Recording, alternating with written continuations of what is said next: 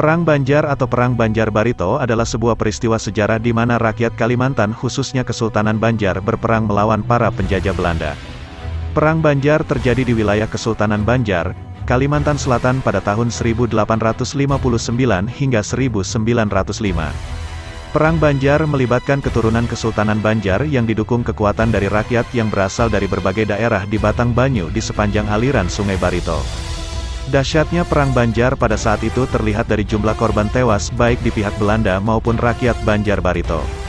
Kedatangan Belanda yang ikut campur dalam urusan Kesultanan Banjar menimbulkan banyak permasalahan.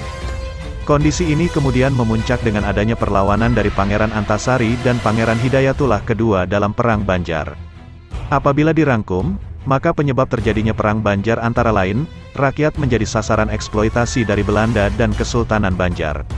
Munculnya konflik perebutan tahta Kesultanan Banjar akibat intervensi Belanda. Sikap sewenang-wenang dari Tamjidillah yang ditunjuk Belanda sebagai Sultan Banjar, kronologi Perang Banjar sebagai penerus kerajaan Daha yang sebelumnya bercorak Hindu, pengaruh Islam masuk ke Kesultanan Banjar pada sekitar akhir abad 15 berkat peran dari Kerajaan Demak. Kesultanan Banjar memiliki wilayah kekuasaan di sekitar Kalimantan Selatan dan sebagian Kalimantan Tengah. Dalam buku Islamisasi dan Perkembangan Kerajaan Islam di Indonesia, 2012, karya Daliman, disebutkan bahwa pelabuhan-pelabuhan dagang Kesultanan Banjar pada abad 15 Masehi selalu ramai dengan kapal-kapal dagang internasional.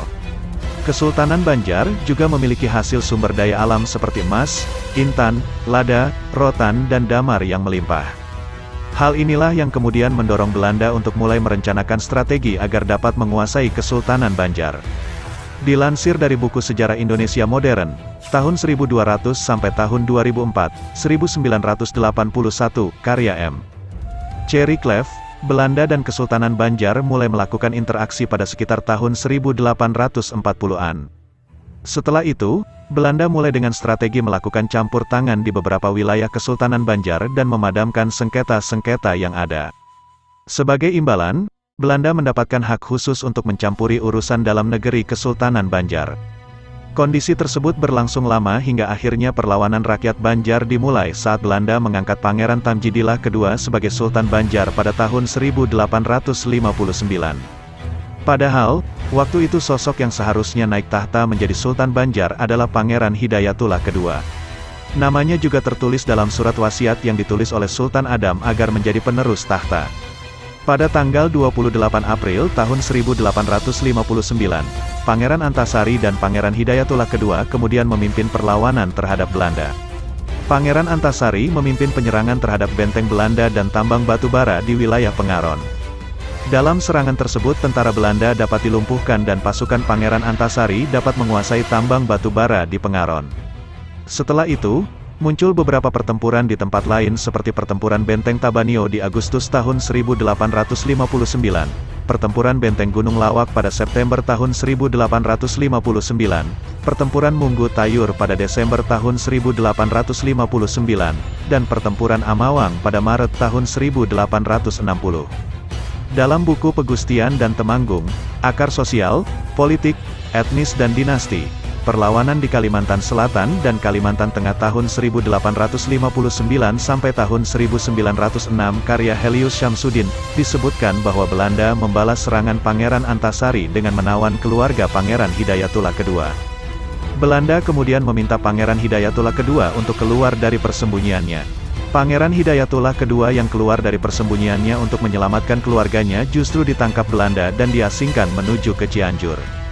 Hal itu tak membuat menghentikan Pangeran Antasari perlawanan. Ia terus melakukan perlawanan di daerah-daerah di Kalimantan Selatan dan Kalimantan Tengah. Pangeran Antasari juga mendirikan 7 unit benteng di Teweh untuk memperkuat pertahanan rakyat.